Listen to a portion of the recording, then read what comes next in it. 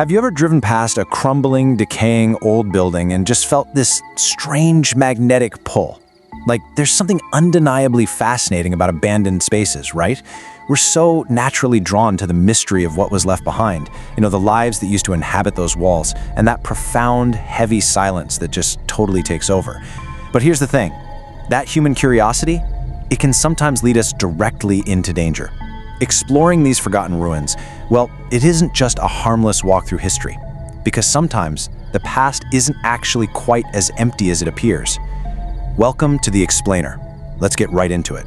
So, it really begs the question, what truly hides in the spaces we leave behind? Seriously, think about it.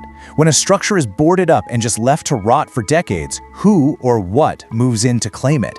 When we break the seal on these forgotten little time capsules, are we encountering ghosts, desperate squatters, or is it just our own terrified minds playing tricks on us in the pitch black? Today, we're analyzing 3 incredibly chilling accounts from people who actually ventured into the dark. Okay, let's dive into this. Case Study 1, Terror at the Military Base.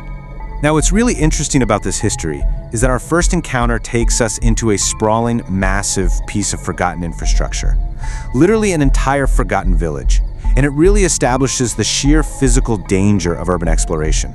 I mean, imagine a place completely cut off from the modern world, yet hidden right in plain sight.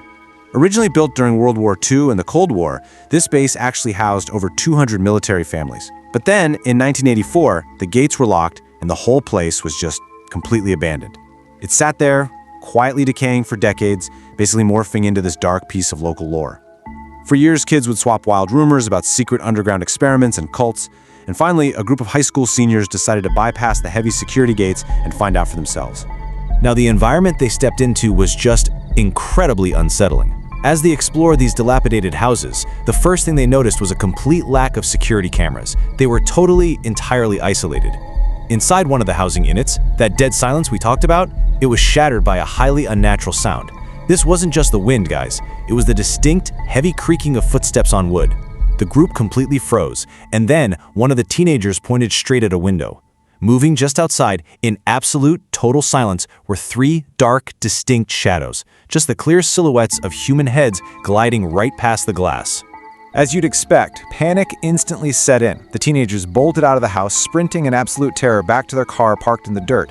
But, oh man, the horror hadn't ended yet. As they approached the vehicle, one of the boys just screamed at the top of his lungs, because right there, standing right next to their car, was a tall, horrifyingly dirty woman wearing this rotting old black dress. But here is the absolute most terrifying part. It wasn't just how she looked. The back door of their car was wide open, and she literally already had one leg inside their vehicle. Startled by the kid's scream, she pulled back and bolted toward an abandoned church on the property, leaving the teenagers to just peel out and speed away in pure terror. Moving right along, Case Study 2, The Collapsing Ruin. This second story centers on a couple exploring a severely deteriorated house deep in the country. We're talking the kind of perilous total ruin where one wrong step could send you plummeting straight through a rotting floorboard. Now, while the eager girlfriend recklessly explored the house hunting for ghostly proof, the reluctant boyfriend nervously checked out this dark, super depressing upstairs bedroom. Tucked away in the corner, he found a bizarre, really unsettling crawl space. Inside were these ancient, cobweb-covered boxes of unopened diapers and jars of baby food that had been gnawed open by rodents, all accompanied by a horrible, overwhelming, gag-inducing smell of decay. At the very back of this dark little pocket was a narrow, hidden path stretching right across the ceiling structure to the other bedroom. And that is exactly when he heard the heavy, rhythmic creak of wood coming from the other side. And this brilliantly illustrates the diverging realities here. So the boyfriend follows the sound down the hall, quietly peers into the room, and he sees an old, wrinkled woman in a long skirt. She's sitting in a rocking chair, just staring out the pitch-black window and humming this really low tune. He accidentally creaks a floorboard. She snaps her head around and he goes sprinting downstairs in sheer terror. But his girlfriend? Oh, she is totally skeptical. She literally laughs right in his face, marches confidently up the stairs to prove him wrong, and walks into the bedroom only to find a completely empty rocking chair. Confident she's won this little debate, the girlfriend turns to leave. But as they both stand at the top of the stairs, the sound starts again. Creak, creak, creak. They absolutely freeze. The girlfriend slowly mouths the words, "What is that?" She takes a few slow steps back toward the doorway, and guys, that low humming returns.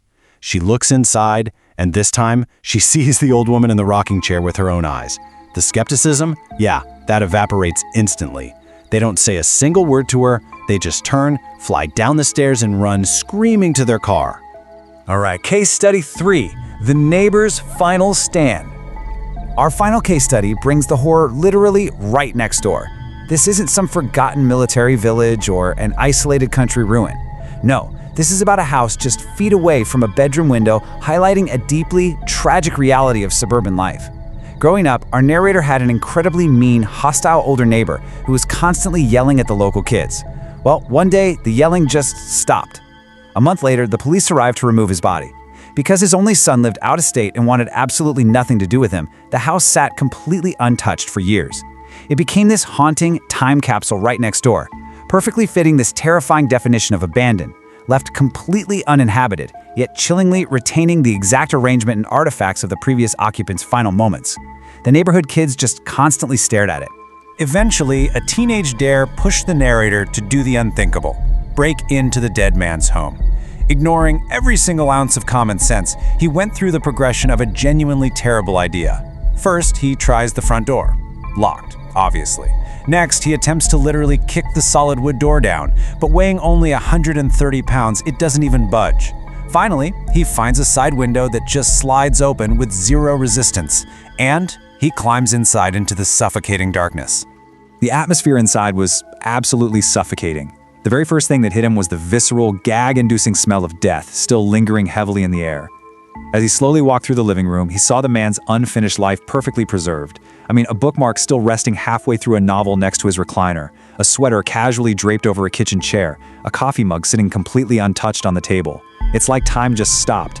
And then, as he stood peering out the bedroom window at his friends in the yard, bang! A massive explosive impact echoed from the other side of the empty house. It literally sounded like someone slamming their entire body against a wall.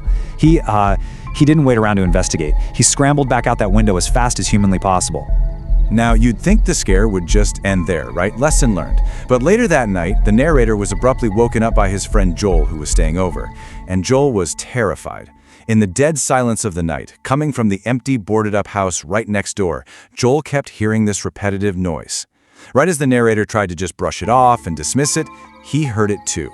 2 distinct, incredibly loud knocks echoing from the dead man's house. The narrator shot up out of bed to look out his window, which directly faced the dead man's bedroom. Joel screamed out, "No way," pointing frantically at the doorway inside the abandoned house next door. Standing perfectly still in the pitch black was the dark, distinct silhouette of a human being.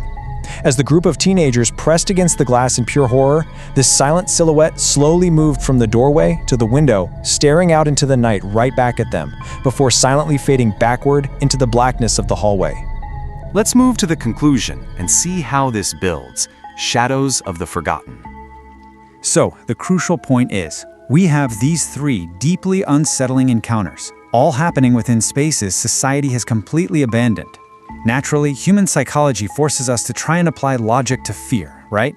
We desperately want to rationalize the impossible just so we can feel safe.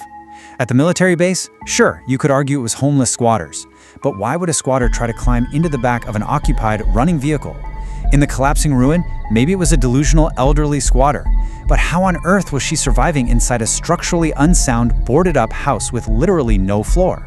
And with the neighbor, you could assume it was the estranged son coming back to check the property. Yet, the son didn't return to gut the house until a full year later. Why pace silently in the pitch dark at the window?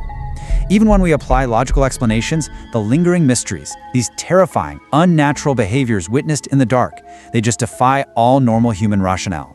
When we pry open the forgotten corners of the world, we strip away the barriers between the present and whatever has been festering in the dark. Whether it's dangerous squatters pushed to the fringes of society, or, something far less easily explained, the reality is clear. Our curiosity might be magnetic, but after hearing these accounts, perhaps we should really be asking ourselves, are some doors simply better left boarded up?